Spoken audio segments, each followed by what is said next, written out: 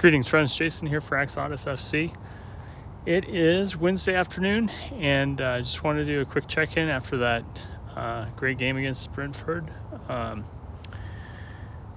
First half, not so great necessarily, but interesting all the same.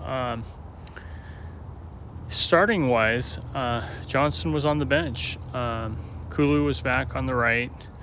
Werner on the left, as he has been. Richie in the middle, as usual. But our midfield was Bentancur, Skip, and Madison, who was back in the starting lineup. And I felt like Madison was kind of rusty, actually. He was fine. It was good to have him back out there, definitely. But, we just weren't getting much put together. And, and we were controlling the ball. Werner actually looked pretty good from the beginning, I felt like. And definitely glad we added him to the team. But in terms of, the overall game, we kept making mistakes at the back and giving Brentford great opportunities. And the big one being the situation where Mape ended up with the ball. Technically, I think Tony had the ball to begin with. And, he looked very good for sure throughout the game. And he ended up getting a shot on the goal.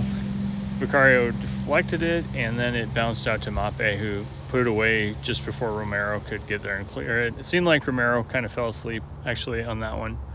He didn't respond very quickly after the missed shot,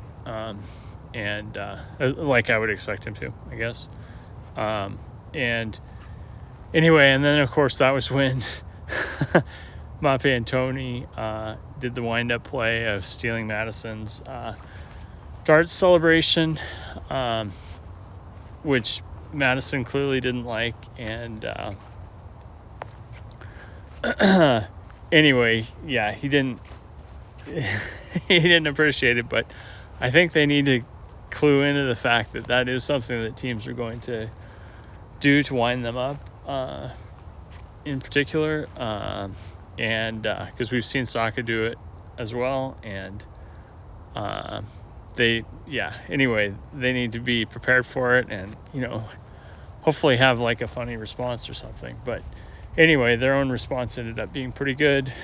Just didn't happen in the first half. So overall, otherwise I felt like we were seeing some good things from Werner, and Richie definitely was working hard in that first half. I didn't really like Kulusevski on the right. It seemed like he was not. It wasn't clear that he was in the game. He kind of disappeared. It felt like,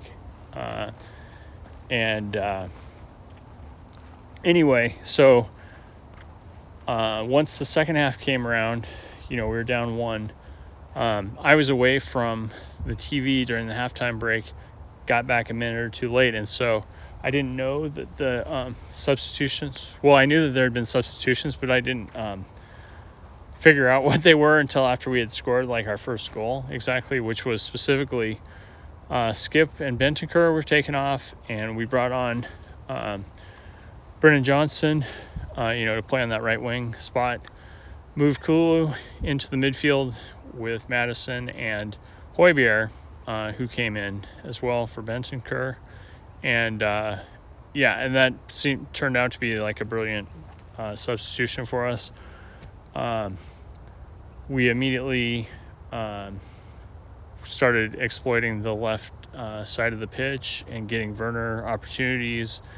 And he basically he was he ended up with what was counted as 1 assist, but really should have been 2 in terms of the equalizer from Udogie came from him. Udogie had to take a second shot on and basically put away the rebound because the initial one was deflected. thus why Werner didn't get the assist, I believe. But then, the go-ahead play, I think, was it... did Richie score first or was it Johnson? Anyway, we had 2 goals shortly after in that 8-minute period where essentially Richie had a great goal at the I think his came second. I think maybe the Johnson scored the go-ahead one off the Werner assist. Great pass into the box. Both those guys were racing ahead using their speed and combining for a great play. And then, not long after that, I believe was when Richie got his goal. And I forget, how was that one was set up, because it was again kind of a tap-in scenario, I think. Porro, speaking of shots on target or on goal, Porro had a couple long ones that Ange wasn't too happy about because they were not close to going in. Basically, there may have been better options at that point. But anyway, everything was great until Udogie just had a complete brain fart back pass where Ivan Toney was just back there in an offside position, but all alone, and because Destiny passed it right to him, I mean, it was fine essentially, and so it was just one-on-one with Vicario, and of course he's going to put that one away, and which he did, and so then suddenly it's 2-3 or 3-2 us still, but we're in danger, and and so anyway, needless to say, it ended up being kind of more contested at the end than it should have been. Some questionable, Brennan Johnson had a breakaway. He was fouled, knocked off the ball, should have been a yellow card, and didn't get called at all, right? I think it basically unbelievable. It should have been a yellow card and a red card, and I don't think... anyway, bizarre play there. Anyway, ultimately we held on, got the win, and we are now in 4th place, again above Aston Villa on point differential. Arsenal is like a couple points ahead of us in 3rd, and then obviously City, and then at the top Liverpool right now, I think 8 points ahead of us, so definitely within range with 16 games to go or whatever it is we have left. My main thing is let's stay in 4th place at least, but it's still mathematically possible at least. Anyway, big game ahead away at Everton.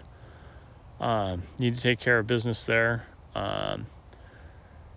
Again, Timo Werner, just a great signing for us this break. There's still a little bit of time left. I haven't heard anything in this remaining hour so far. I'll go back and see if there's any last minute signings. I doubt it. It doesn't sound like that's going to happen, which is fine. I'm okay with what we got so far. Anyway, things are looking good. Hopefully we can continue them on Saturday. And anyway, hope everyone enjoyed today's match as much as I did. It was a fun one, even if it was kind of ugly at times. But that's Ange ball for you. So anyway, as always, thanks for tuning in. Please like and subscribe if you enjoy these. And remember, to dare is to do.